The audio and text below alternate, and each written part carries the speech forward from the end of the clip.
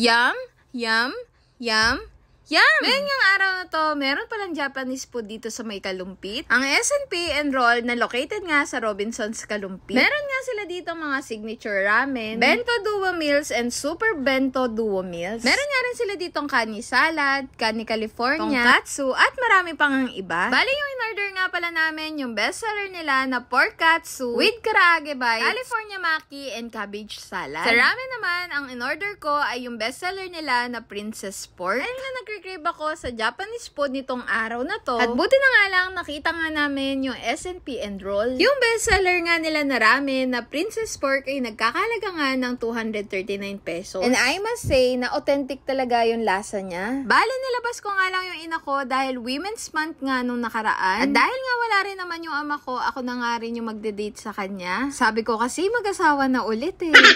Asa na ba kasi si Mr. Right? Kung gusto nyo nga po makadate yung mother ko, send lang po kayo ng resume sa akin. Sobrang dali lang naman po siyang mapasaya. Ano? Parang huling hapunan baga.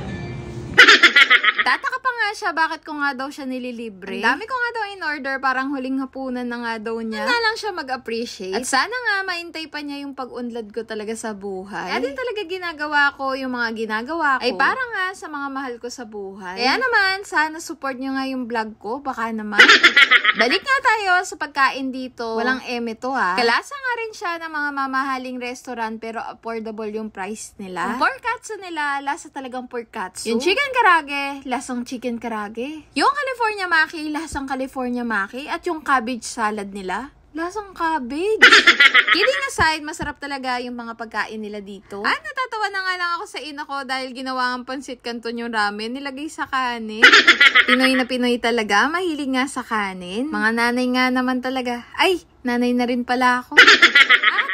Tong ina ko na every time sumusubo, sarap ng sarap, sarap, sarap. At ito na nga, trinay ko na nga yung ramen nila. Medyo mainit nga lang, pero ito talaga yung pinakagusto kong lasa ng ramen. Nahawa na nga lang din ako ng asawa ko na mahilig nga rin sa ramen. Ang sarap nga ng sauce nila dito, tsaka yung noodles, napakarami. Dati nga, nung nahihilig nga ako sa ramen, gumagastos pa kami ng 500 pesos pataas. Pero dahil nga meron ako na-discover na lasa talaga siyang ramen, ako na nga lang din i-date yung asawa ko. Malaki nga yung place nila dito at kaya nga i-accommodate yung 20 to 30 packs. Kagandahan nga lang din dito dahil nasa taas nga ay may overview ka. Doon nga lang, medyo nahirapan nga yung ina ko sa pagpanik sa hagdan nila. Pero yung experience nga namin dito is okay din talaga. Nakakatawa lang talaga na meron nga malapit sa amin na ramen restaurant katulad nga nito. Hindi na nga kami lalayo kapag nag-crave nga kami sa Japanese food. Yun lang, this is Jodongo. Salamat sa panonood and follow for more.